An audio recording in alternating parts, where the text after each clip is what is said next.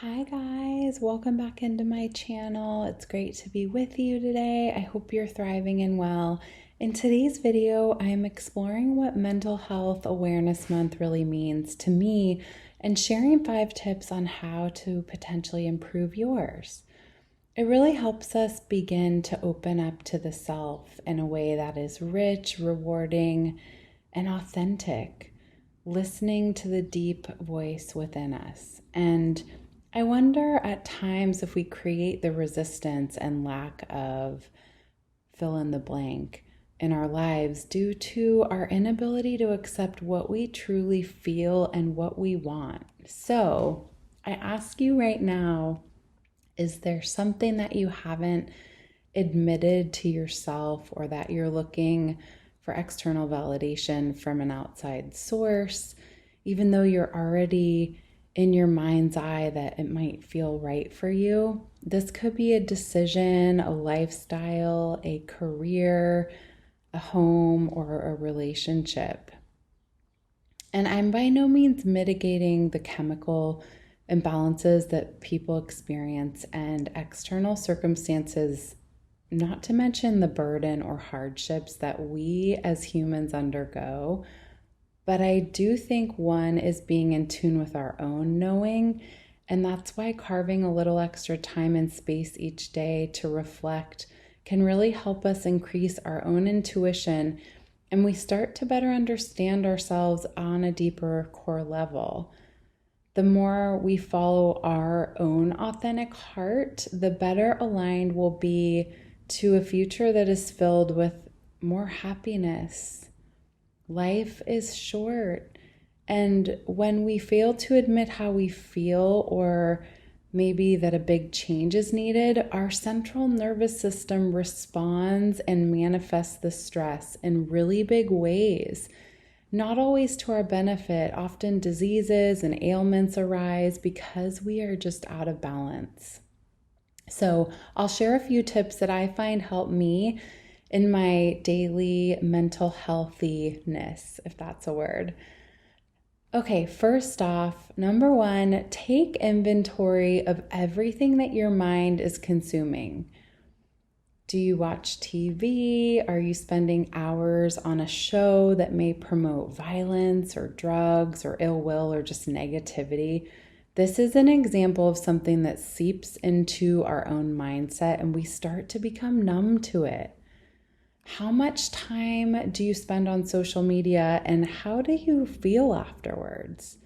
Do you tend to follow people who are more self-absorbed or focus on material things and maybe ones that aren't as aligned with you? Every single thing we consume contributes to our own mind health.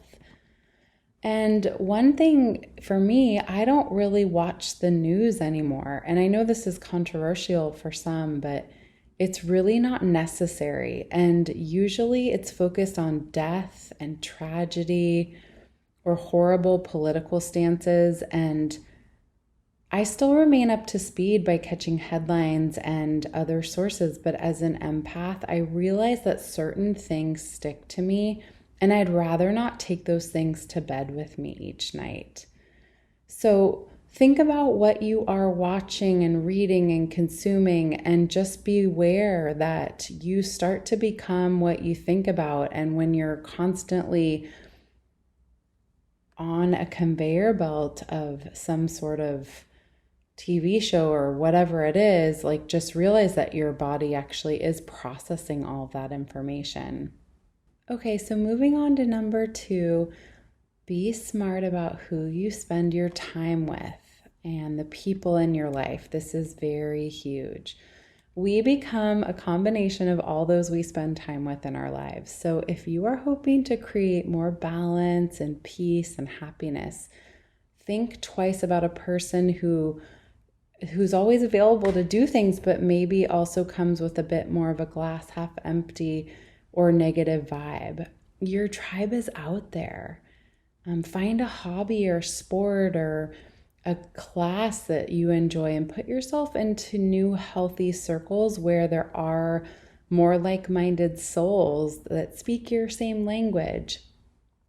perhaps taking a yoga class at a new studio, or even taking your dog to another dog park or joining a meetup in your area. I think there's often the habits that are formed and the familiarity that come from parts of the patterns in our lives or people that we spend a significant chunk of our lives, especially if we've had friends for many years in our lives.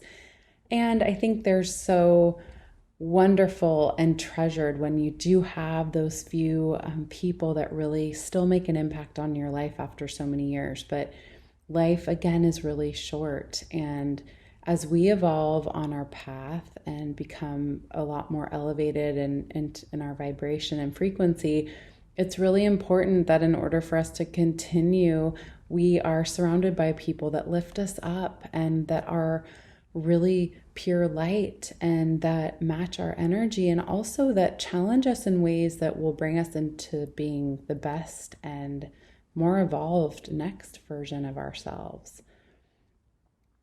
Number 3, offer yourself the gift of time each day to do something that makes you really happy. Like, period. It's not that hard. This is something I try to offer myself as much as possible, whether it's gardening or going for a swim or meditating. I've really taken to cooking and baking and really just food prepping, I would say, in the last year. And there's something really therapeutic I find about it. And there's really no, negative side to it. I often will prepare and just think of, ways to get nutrients and sort of balanced meals to nourish myself that I can just bring with me to work. It can be even the small things like listening to a podcast that lifts your spirits on a topic that you'd like to learn more about. Another thing I really find is I've been going to the library, and there's actually a couple beautiful ones. Recently I went to the Encinitas Library. Literally outside the floor-to-ceiling windows is bougainvillea, and the distant horizon is the ocean. And sometimes I'll just go there to work, and actually to work on content for you all or to edit videos. And then also oftentimes I find myself looking at more cooking and baking books, or for example, I got a book on propagating my houseplants because I feel like a lot of them are really thriving. And so I thought, well, I'd love to multiply them. So I love finding things like that. And it's free, you guys. There's this beautiful library that's organized. I mean, you could look at anything from financial planning to, first-time home buying or becoming a parent. I mean, there's just so many wonderful resources. And in a time where it feels like everything is so weighted and expensive, it just feels like a treat to go somewhere where everything's just there for you to enjoy. Number 4, go outside for at least 20 minutes a day if you can. And I know that weather dependent and schedules, may not allow on certain days, but even if you wake up in the morning and just go sit outside with your coffee or tea, or just allow the sunlight to touch your face, it's so healing and warmth, soothing for your body. And, scientific studies have shown that being in nature is just much more relaxing, reduces our stress, and our cortisol levels definitely decline, and muscle tension as well. And it's great for our heart rate, all of which are factors for cardiovascular disease and other issues. So it's really like these are big things. And if you live near an ocean or a body of water, being able to feel the vibration of the waves, or if you're near a lake and you're in a boat or a canoe or kayak, or even if you're just at the water's edge and you can hear the sound of nature, it's all very healing for our bodies. And for me personally, the ocean just is so soothing. I honestly feel that each time I go, and actually tonight I'm going after I finish my shift at the boutique, and I'm gonna walk at sunset. There's something really peaceful, and it also reminds us that there's such a greater divine source that is there, that is for us to tap into for all the abundance and goodness that we are and what we represent and what we're bringing into our lives. Okay, so moving on to number 5, I really find that digital detoxes are extremely important. Usually I'll try to do one, if I'm lucky, once a week, and obviously I don't do completely no interaction because it's not really possible given just living and existing and maintaining our responsibilities, if you will. But we can't be plugged in and expected to respond and talk like on a moment's notice all the time. We just can't. But rather, like, give your family a heads up and just take a break. It's such a blessing. And you'll come back rejuvenated and more ready than ever to connect. I try to employ this tactic often because it's always such a treat to give yourself the space and time. And when I come back, I feel so refreshed and I'm ready to connect even more. And often I don't realize that my mind is overworked and just kind of going. It's hard to stop our minds. And, when we look at something like Instagram and you're scrolling and scrolling and scrolling, there's no way that we can predict what content is going to be served up. It's only our response to it. But the damage is kind of done if we're just consuming. And again, I think our energy is so pure. And for me, I'm really trying to be intentional about all of the type of energy that I'm providing to those in my life. And I'm trying to be more thoughtful about reaching out directly and calling friends and family. I love to write or make and design cards. And then, of course, being in real life is the cherry on top that we all so long for. And there's just no way that technology can ever replace like human interaction. It just can't. And I think we sometimes forget because there is such a beauty in feeling connected over technology, of course. Just think about how cool it is for people, that are in their 80s and finally being able to text message with like their grandkids. And, that wasn't possible like 20 years ago or whenever it was that we didn't have cell phones. And so, I'm not knocking technology. Obviously, I'm right here with you all right now on this YouTube channel, but I think you kind of catch my drift. You really have to, the analogy that I feel for this notion of digital detoxes, it's almost like our diet. What is your mental health diet? There are so many inputs that we have. And there's so much that we have to access that is positive and is beneficial and that will actually help us. And then there's a lot that also can take away from it. To wrap it up, I think with all these little tips and tricks that I've mentioned, it's not rocket science. I'm sure many of you employ these, but really for me, it's the combination of a lot of them and hopefully all of them pretty frequently. And in this mental diet, it's almost like finding the lifestyle that suits you best because obviously each of our vibrations are different.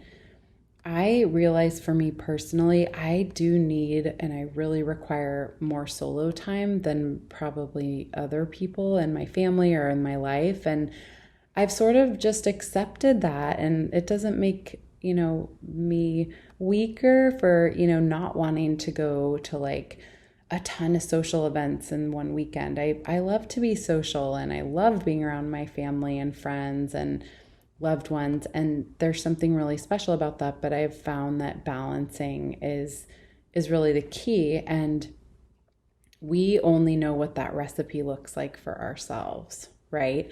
If you're struggling and it's been a really, challenging year, and being alone provides a feeling of feeling ostracized or more lonely or just not great and maybe more negative, then absolutely, maybe this is the time where you need to seek out being in community with people even more.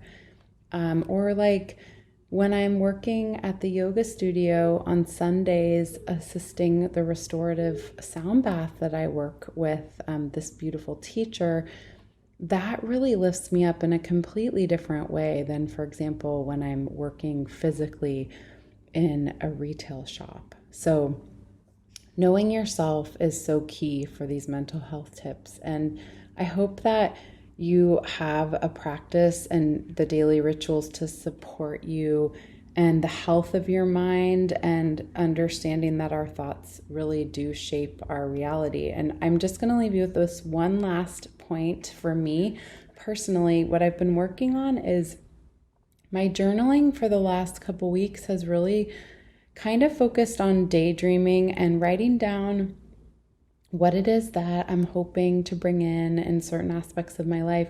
And I really just focus on it. I just write it down. Maybe it's about, the income that I'm receiving from certain projects, or, being more creative in certain outlets and portions of my life. I write down really specific things, and then I'll read it over. And the next morning I might write something different, but it's sort of, a lot of times there's a thread that's woven that's really similar until those manifestations come to light. So it gives it more momentum, and those desires like become more a thing in our minds. And then when we map our minds to the field, the energy field, the quantum energy field, we attract things faster. So I've been trying to not as much write like to-do list, and instead really focus on the broadening of okay, when I get the property that I'm really hoping for, because I want to grow my own food and herbs and flowers, and I want my child to run around in the backyard and have enough space where we're not on top of each other with a neighbor. So I'm trying to really, really put things out there. And this is really healthy for my mental health, because I'm sure there's plenty of you that are wired like me, but as high performers, or people that might have an internal performance standard that is pretty high, you tend to get fixated on things that aren't coming into fruition quickly enough. And you're trying to map your energy to, how do I fix this? Or how do I hurry up and get to a destination A? Or what do I need to cut out in order to make X happen? And while it's so important that we have goals and that we align ourselves physically, spiritually, and emotionally, and map that to what we want our future self to be doing, we also have to just think about what that self already will be in the future. So if you're looking for a journal entry that you could work on this week, I recommend writing at the top of the paper an area of your life that you're hoping to change, and just start writing how it's going to look. So write down every little bit of description, the description of the house or the garden, or the partner, and really, really get to the granular level. Because when you start to believe it, because you're so sure of what you want, there's no way that it's not going to come to you. So that's what I have for you with these mental health tips. And I feel free to drop a note in the comments below on how you like to improve your mental health on a daily basis. Obviously, you're more than welcome always to connect and reach out. And lastly, please feel free to share, and subscribe. It really helps my channel to grow. And I will be back soon for another video, and I hope that you have a wonderful day. Take care.